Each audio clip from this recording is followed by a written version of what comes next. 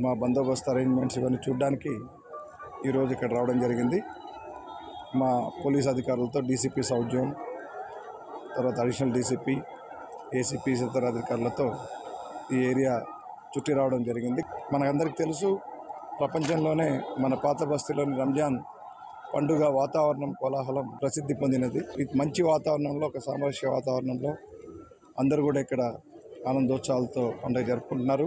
వచ్చే 15 రోజుల్లో కూడా ఇక్కడ అందరి ప్రజలకు కూడా ఎటువంటి ఇబ్బందులు లేకుండా మా తరఫున అన్ని సౌకర్యాలు కల్పిస్తాము. ఈ రంజాన్ మాసంలో రాత్రిపూట ఎక్కువగా మనకు జనులు ఇక్కడ ఉపవాసం అయిన తర్వాత వస్తారు కాబట్టి ఇక్కడ హోటల్స్, రెస్టారెంట్స్, ఈ మొత్తం ఎక్కడైతే ఇది అవసరం ఉందో ఈ ఏరియాస్లో అన్నింటిలో కూడా టైమింగ్స్ రిస్ట్రిక్షన్స్ ఏం లేకుండా నడపడానికి అనుమతి కూడా ఇచ్చాము. షీ టీమ్స్, క్రైమ్ పార్టీస్ అవన్నీ కూడా ఇప్పుడు పూర్తిగా, ఎందుకంటే ఇక్కడ బాగా జనసమర్థం ఉంటుంది కాబట్టి ఎవరైనా పోకిరీలు అట్లాంటివి ఏమి వీటి అవకాశం తీసుకొని పిచ్చి పనులు చేయకుండా షీ టీమ్స్ ఉన్నాయి. అట్లాగే పిక్ పాకెటింగ్ ఇట్లాంటివి జరగకుండా జరిగినా పట్టుకునేటట్లుగా మా క్రైమ్ టీమ్స్ కూడా పూర్తిగా యాక్టివ్గా ఉన్నాయి.